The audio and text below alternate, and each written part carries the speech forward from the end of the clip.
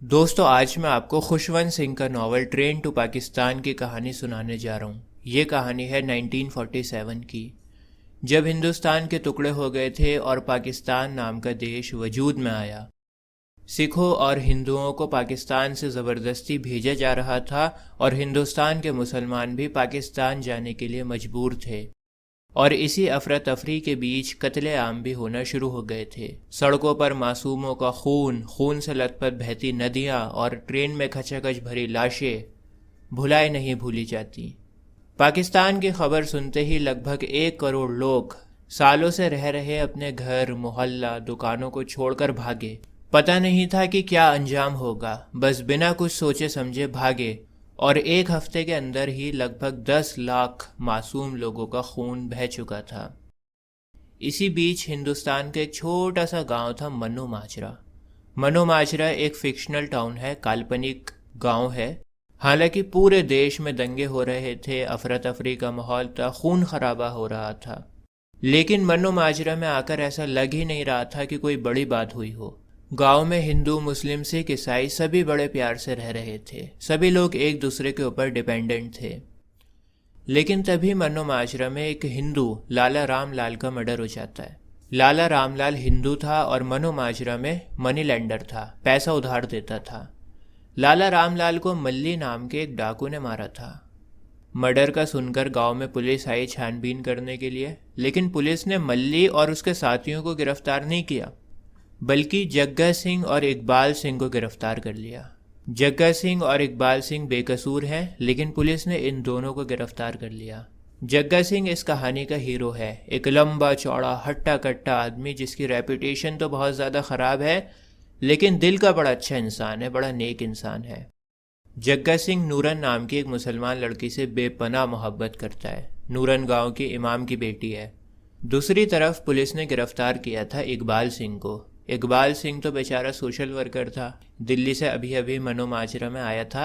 मनु माजरा में लोगों को समझाने आया था कि वो सरकार के खिलाफ प्रोटेस्ट करें, लेकिन बेचारा गांव में आकर बुरी तरह से फंस चुका है। ये दोनों बेकसूर थे। जब लाला रामलाल का मर्डर हुआ था तो जग्गा सिंह नूरन के साथ झाड़ियों में था और इकबाल सिंह तो बेचारा मनु माजरा में आया भी नहीं था। उसे तो पता ही नहीं था कि यहाँ पर हुआ क्या है। लेकिन फिर भी हेड कांस्टेबल ने इन दोनों को गिरफ्तार कर लिया। मनु माजरा का मजिस्ट्रेट और डेप्यूटी कमिश्नर हुकुमचंद था।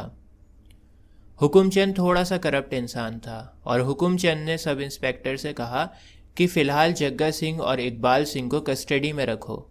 इकबाल सिंह की पैंट उतारी गई और देखा गया कि कहीं ये मुसलमान तो नहीं है, लेकिन फिर पता लगा कि ये सिख है।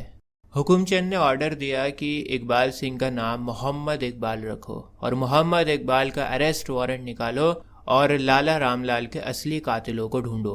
जब तक असली कातिल नहीं मिलते, इन दोनों को बलि का बकरा बना के रखो। एक दिन मनु माजरा में पाकिस्तान से एक ट्रेन आती है और पूरी ट्रेन हिंदुओं और सिखों की लाशों से भरी हुई थी। लोकल लोगों को पता नहीं था कि ट्रेन में लाशें हैं, लेकिन फिर पुलिस आती है, मिलिट्री आती है और फिर मरे हुए लोगों का अंतिम संस्कार किया जाता है। लाशों से भरी ट्रेन देखकर मनु माजरा में भी अब दहशत का माहौल शुरू हो गया था। बाहर चल रही आग की चिंगारियां अब छोटे देहाती गांव में भी आने लगी थी। लाशों से भरी ट्रेन को देखकर हुकुमचंद के पैरों तले जमीन खिसक गई और वो बड़ा परेशान हो गया था। अपनी परेशानी को दूर करने के लिए उसने हसीना नाम की एक प्रोस्टिट्यूट को बुलाया। हसीना मुसलमान थी। सब इंस्पेक्टर ने हुकुमचंद के लिए हसीना का इंतज़ाम किया था और अब हुकुमचंद को हसीना से लगाव हो गया था। अगली सुबह जब हुकुमचंद की आंख खुलती है तो सब इंस्पेक्टर उसे बताता है आकर कि जग्गा सिंह उन्हें लाला रामलाल के कातिलों के नाम बताना चाहता है। जब हुकुमचंद सुनता है कि मल्ली ने लाला रामलाल का कत्ल किया है तो वो मल्ली और उसके साथियों को गिरफ्तार करने का ऑर्डर देता है, लेकिन अभी भी हुकुमचंद ने इकबाल सिंह और जग्गा सिंह को रिहा नहीं किया। दोस्तों, हुकुमचंद के दिल में अब मुसलमानों के लिए नफरत बढ़ती जा रही थी। वो चाहता था कि किसी तरह मुसलमान मनु माजरा को छोड़कर चले जाएं। तो हुकुमचंद ने सब इंस्पेक्टर से कहा कि तुम लोकल मुस्लिम रेफ्यूजी कैंप से बात करो और मनु माजरा के मुसलमानों को इस गांव से बाहर निकालने का बंदोबस्त करो। हुकुमचंद चाहता था कि गांव के लोगों में भी नफरतें पैदा हों ताकि गांव के मुसलमानों को निकालने में आसानी हो सके।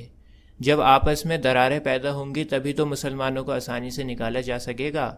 जब हुकुमचंद को पता लगता है कि मल्ली और उसके साथी मुसलमान नहीं थे, सिख थे, तो वो उन्हें रिलीज़ कर देता है और इकबाल सिंह के ऊपर इल्ज़ाम लगा देता है कि इकबाल सिंह मुसलमान है, मुस्लिम लीग का मेंबर है और इसका नाम मोहम्मद इकबाल है और इसने अपने साथियों के साथ में मिलकर लाला राम लाल का मर्डर किया है।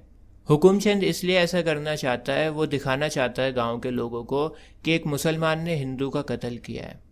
तो गांव में चिंगारी लगाने के बाद हेड कांस्टेबल गांव वालों को आकर बताता है कि सभी मुसलमान तैयार हो जाएं रेफ्यूजी कैंप में जाने के लिए। इस अनाउंसमेंट के बाद मनु माजरा में डर पैदा हो गया था। सालों से साथ में रह रहे हिंदू, मुस्लिम, सिख, ईसाई अब अलग अलग रहने लगे और एक दूसरे से डरने लगे। मनु माजरा के मंदिर में कुछ लोगों की मीटिंग होती है। सरदारों का एक ग्रुप आता है और उस ग्रुप का एक नौजवान मुसलमानों से बहुत गुस्सा था, लेकिन एक सरदार ने यह भी कहा था कि पाकिस्तान से हमारे सरदार भाई जब आएंगे तो कहीं वो यहाँ के मुसलमानों के ऊपर गुस्सा ना हो जाएं और मनु माजरा के मुसलमानों को नुकसान ना पहुँचा दें। हमें अपने पड़ोसी मुसलमानों की हिफाजत करनी होगी। वो सबके सामने कसम खाता है कि मैं अपने पड़ोसियों की हिफाजत करूंगा। इसी दौरान इमाम बख्श और उसके साथ 2 मुसलमान भी मंदिर में आते हैं। सभी लोग बैठकर मीटिंग करते हैं और फाइनल डिसीजन ये निकल कर आता है कि मनु माजरा के मुसलमानों को फ़िलहाल अपना घर छोड़ना होगा और रिफ्यूजी कैंप में जाना होगा। ये सुनकर इमाम बख्श की आंखों में आंसू छलक पड़े और भीगी आंखों से उसने मुसलमानों से कहा कि तुम अपने ज़रूरत का सामान बांध लो, अब हमें ये जगह छोड़नी है। इमाम बख्श जब घर में आकर जग्गा की बिलविड नूरन को बताता है कि अब हमें यह गांव छोड़ना होगा, तो वो दौड़ी दौड़ी जग्गा के घर पर जाती है, लेकिन जग्गा तो अभी भी जेल की सलाखों में कैद था। नूरन जग्गा की माँ से बात करने की कोशिश करती है और उन्हें बताती है कि वो जग्गा के बच्चे की माँ बनने वाली है। हालांकि जग्गा की माँ नूरन को ज़रा भी पसंद नहीं करती थी, लेकिन जब वो सुनती हैं कि नूरन प्रेग्नेंट है तो उनका गुस्सा शांत हो जाता है और वो कहती हैं कि तुम फिक्र नहीं करो, तुम जहाँ कहीं पर भी होंगी जग्गा तुम्हें ढूंढ लेगा। अगली सुबह रिफ्यूजी कैंप से गाड़ियाँ आ जाती हैं मुसलमानों को ले जाने के लिए। मनु माजरा के मुसलमानों को बताया जाता है कि उन्हें रेफ्यूजी कैंप से पाकिस्तान में भेज दिया जाएगा। सभी लोग बड़ा परेशान हो जाते हैं और सोचते हैं कि उनकी प्रॉपर्टी का क्या होगा। दरअसल मनु माजरा के भोले मुसलमान ये सोच रहे थे कि उन्हें कुछ वक्त के लिए रेफ्यूजी कैंप में रखा जाएगा और फिर हालात सुधरने के बाद वो वापस से अपने घरों में आ जाएंगे। लेकिन पाकिस्तान जाने के बाद सुनकर दहशत का माहौल था, बड़े परेशान हो जाते हैं।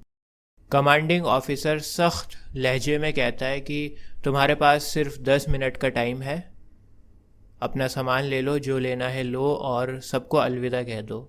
मल्ली जो कि डाकू था, उसे मुसलमानों की प्रॉपर्टी का इंचार्ज बना दिया गया था और मुसलमानों के गांव से निकलते ही उनके घरों को लूट लिया जाएगा।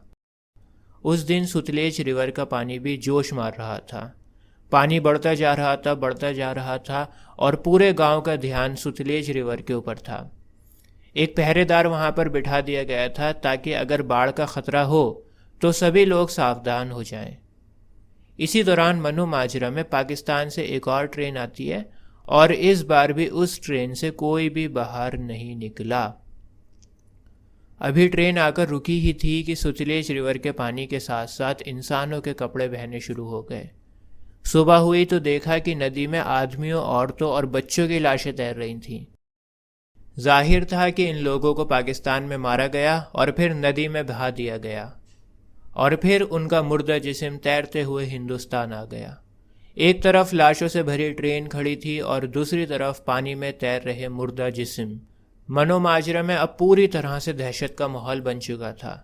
सभी लोग डरे हुए थे और गुस्से में भी बहुत थे। सभी लोग रात को गुरुद्वारे में इकट्ठा हो जाते हैं क्योंकि इस माहौल में कोई भी अकेला नहीं रहना चाहता था। थोड़ी देर में मिलिटेंट सिख पहुंचते हैं गुरुद्वारे में और कहते हैं कि आप लोग हमारी मदद करो, पाकिस्तान में जा रही ट्रेन के मुसलमानों को मारने में हमारी मदद करो। तो यहाँ पर ये लोग प्लान बनाते हैं कि जो ट्रेन रेफ्यूजी कैंप से आने वाली है ना, वहाँ पर हम अटैक करेंगे मुसलमानों के ऊपर। और रेफ्यूजी कैंप से ट्रेन आ रही है, इसका मतलब ये होगा कि मनु माजरा के मुसलमान उस ट्रेन में होंगे। गुरुद्वारे में सिर्फ 2 लोगों को छोड़कर सभी लोगों ने सिख मिलिटेंट्स का साथ देने का वादा किया और मुसलमानों को मज़ा चखाने की कसम खाई। मीत सिंह और लंबरदार सिर्फ ये दोनों लोग थे जो मुसलमानों को मारना नहीं चाहते थे। सिख मिलिटेंट का प्लान सुनकर लंबरदार भागा भागा पुलिस स्टेशन पर जाता है और सारा प्लान के बारे में बताता है पुलिस वालों को। लेकिन वहां पर होता है हुकुमचंद। हुकुमचंद सब इंस्पेक्टर से कहता है कि सिखों को मुसलमानों को मारने दो, इन्हें जो करना है करने दो, पुलिस कोई भी इंटरफेयर नहीं करेगी। बस पुलिस का नाम बदनाम नहीं होना चाहिए, पुलिस का नाम नहीं आना चाहिए, बाकी इन्हें जो करना है करने दो। लेकिन तभी सब इंस्पेक्टर कहता है कि सर उस ट्रेन में हसीना भी होगी।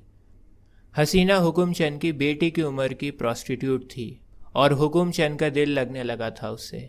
ये बात सुनकर हुकुमचंद बड़ा परेशान हो जाता है और वो हसीना को परेशानी में नहीं देखना चाहता था। हुकुमचंद के समझ में नहीं आता कि वो अब करे तो करे क्या। हुकुमचंद जग्गा सिंह और इकबाल सिंह को रिहा कर देता है और उसे उम्मीद थी कि जग्गा सिंह और इकबाल सिंह मुसलमानों की ट्रेन को बचा लेंगे, कुछ ना कुछ ये ऐसा करेंगे कि मुसलमानों की जान बच जाएगी। सब इंस्पेक्टर दोनों को रिहा कर देता है और सारी कहानी बता देता है कि ऐसे ऐसे हो रहा है। जग्गा सिंह मनो माजरा में पहुंचते ही नूरन को ढूंढने लगता है। उसे उम्मीद थी कि नूरन उसका इंतजार झाड़ियों में कर रही होगी। दूसरी तरफ इकबाल सिंह गुरुद्वारे में जाता है। वहां पर मीत सिंह बताता है कि कैसे मुसलमानों को नुकसान पहुंचाने की प्लानिंग हो रही है। इकबाल सिंह सोचता है कि मैं क्यों इतनी मेहनत करूं, इस उलझन में मैं क्यों पड़ूं। अगर मैंने ट्रेन को बचा भी लिया, मैंने अपनी कुर्बानी दे भी दी, तो कौन मेरी कुर्बानी को याद रखेगा? कोई भी नहीं रखेगा। तो इकबाल सिंह विस्की को पीता है और आराम से सो जाता है।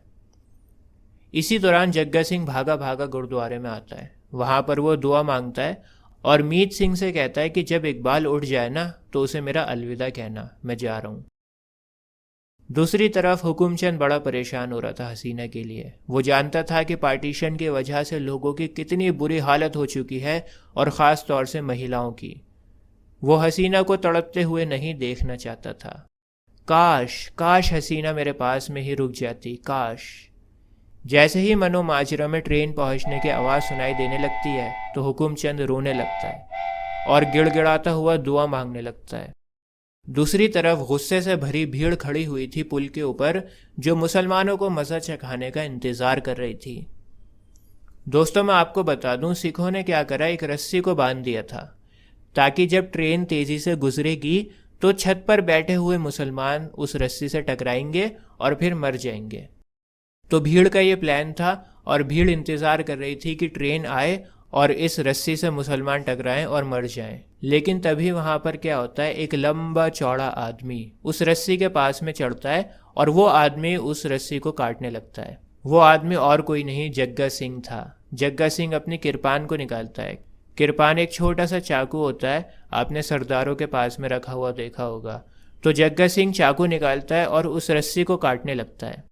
गुस्से से भरी भीड़ जब जग्गा सिंह को देखती है रस्सी काटते हुए तो उसके ऊपर गोली चलाना शुरू कर देती है। ट्रेन अब पुल के ऊपर पहुंचने ही वाली थी और जग्गा सिंह गोली लगने की वजह से गिर पड़ा। लेकिन जब जग्गा सिंह गिर रहा होता है तो वो अपने साथ रस्सी को तोड़ देता है और रस्सी के साथ गिर जाता है। रस्सी टूट गई थी, जग्गा सिंह गिर गया था और वो ट्रेन जग्गा सिंह की लाश पर से होकर पाकिस्तान की ओर सही सलामत चली गई। और आखिरकार जग्गा सिंह ने मुसलमानों की जान बचा ली और इंसानियत की मिसाल कायम करी। और इसी के साथ हमारी कहानी यहीं पर ख़त्म हो जाती है। दोस्तों, आपको ये कहानी कैसी लगी मुझे कमेंट्स में लिखकर ज़रूर बताना। आज के लिए बस इतना ही। जय हिंद।